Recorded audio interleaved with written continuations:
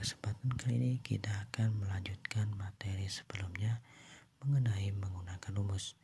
Nah, materi sebelumnya kita sudah membahas tentang rumus menggunakan angka tetap atau disebut konstanta dan penulisan rumus menggunakan sel acuan. Jadi ada dua, yaitu menggunakan angka tetap dan menggunakan sel acuan. Nah, baiklah, kita buka dulu Microsoft Excel. Nah, yang pertama yaitu bagaimana cara penulisan rumus menggunakan angka tetap atau konstanta. Penulisan rumus dengan angka tetap dilakukan dengan menuliskan angka dan operatornya pada suatu sel. Sebagai contoh, coba kita buka dulu. Coba kita ketik dulu rumus-rumus pada sel sambil dilihat buku informatika pada halaman 34 ya. Pada gambar paling bawah sendiri, pada gambar A, di situ di sel B1, di situ tulisannya sama dengan kemudian 5 pangkat 2. Nah, untuk menghasilkan angka pada gambar B itu hasilnya 25. Artinya 5 pangkat 2. Berarti 5 kali 5. Nah, setelah kita ketik, maka kita tekan enter, hasilnya akan muncul pada sel yang kita ketik.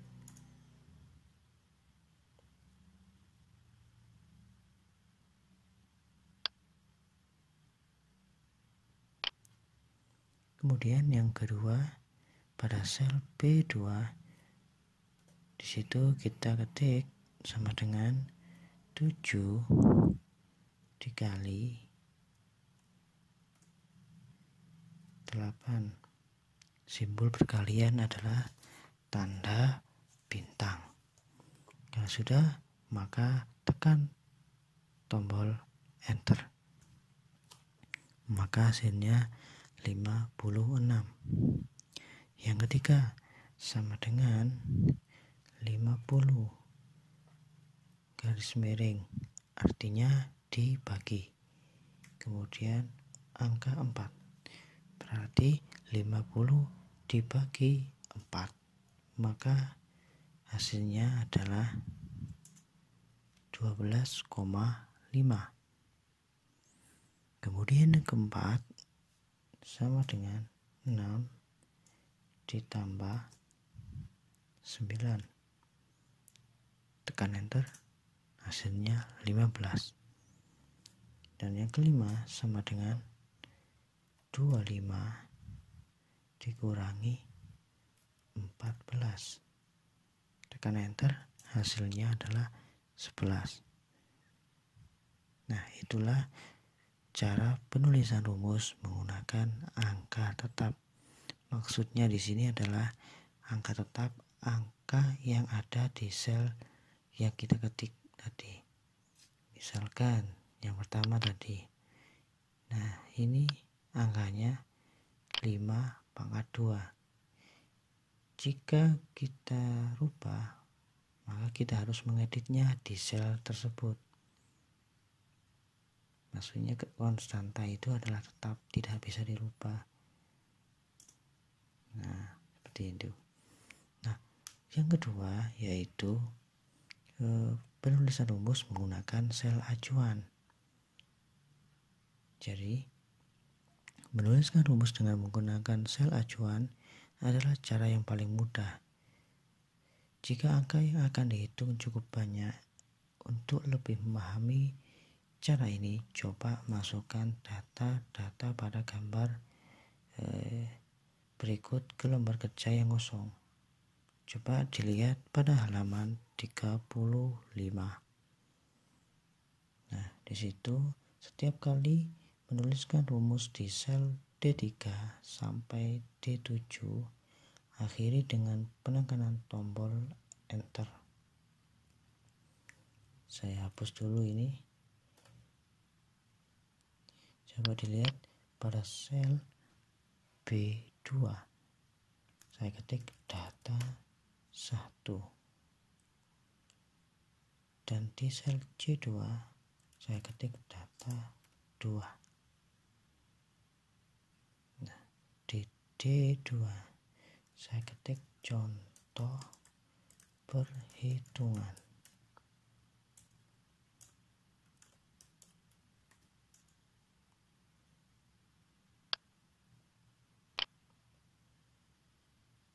Nah, saya contohkan. Misalkan saya ketik di perhitungan sama dengan B3.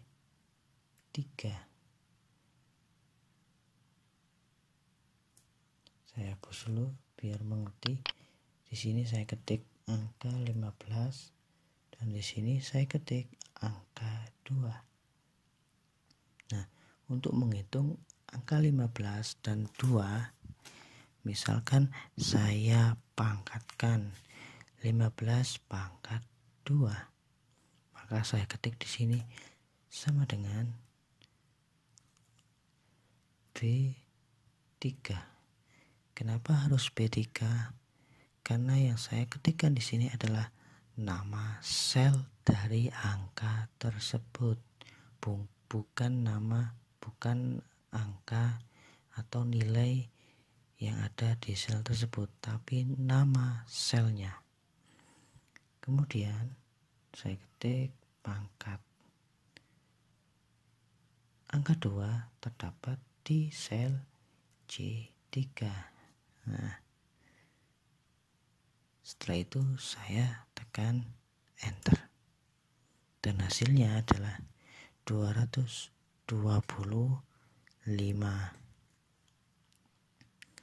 Kemudian yang selanjutnya sama dengan B3. Saya kalikan 15 dikali 2, berarti pakai simbol bintang. Kemudian C3, tekan Enter, hasilnya adalah 30. Kemudian pembagian, misalkan 15 dibagi 2, berarti sama dengan B3. Nah, ketika saya ketik B3, maka kursor atau sel yang dipilih ini berwarna biru, berarti betul ya. Kalau B2 berarti terdapat di data 1, salah. Kalau mengacu pada sel ini, sel 15, angka 15 ini, ketika saya ketik B3, maka posisinya di angka 15 itu berarti betul. Nama selnya adalah B3. Saya bagi 2. Angka 2 berada di sel C3. Tekan Enter. Kemudian penjumlahannya 15 ditambah 2, berarti nama selnya B3 ditambah C3. Dan yang kelima, pengurangan, B3 dikurangi C3, hasilnya 13. Nah, itulah penulisan rumus menggunakan sel acuan. Jadi acuannya di sini 15 dan 2. 15 ini nama selnya B3. Jadi ini acuannya B3. Kemudian angka 2 nama selnya C3. Jadi acuannya adalah C3, bukan angka 2 atau 15. Ya, sudah bisa dimengerti, cukup mudah bukan? Nah, itulah materi tentang penulisan rumus menggunakan angka tetap dan menggunakan sel acuan. Mudah-mudahan bisa dipahami. Sekian, assalamualaikum warahmatullahi wabarakatuh.